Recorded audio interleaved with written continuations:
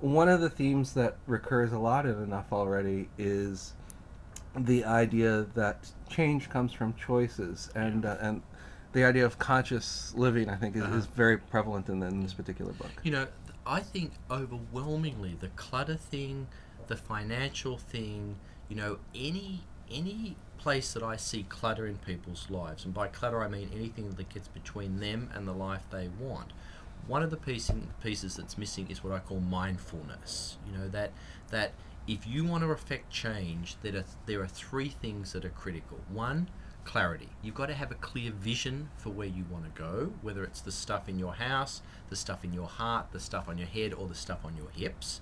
Secondly, self awareness. You really have to own your life and then make responsible decisions in a mindful way about where you want to go.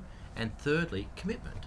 That you have to commit to that change, small steps every day, and that will affect change. But without a vision, without clarity, without self-awareness, that mindfulness, and without commitment, you can't get anywhere. And so, for me, to take a step away from clutter in any area of your life, those pieces are critical. It's basic, and yet escapes so many people. Yeah, and that's, I mean, you started talking about this Does This Clutter Make Me Look Fat, and it comes through here. The idea that really what all this clutter around you does, I mean, certainly the physical clutter, Yeah. but even now as we're talking about like emotional and mental clutter, it really just occupies this space in your head that keeps you You know, from. my basic message has never changed. That when clutter fills your space, any space, like define it how you will, when clutter occupies a space, nothing else can get into that space. It's that basic.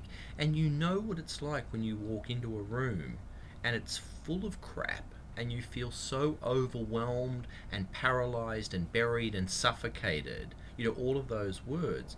And then when you clear a space, or when you go on holidays and walk into a hotel room that's beautifully clean, clear, and open, that feeling of lightness. And that's what clutter robs from you, that you need to open the space or open the space. And it's amazing then what great things will flow into that space. I see it all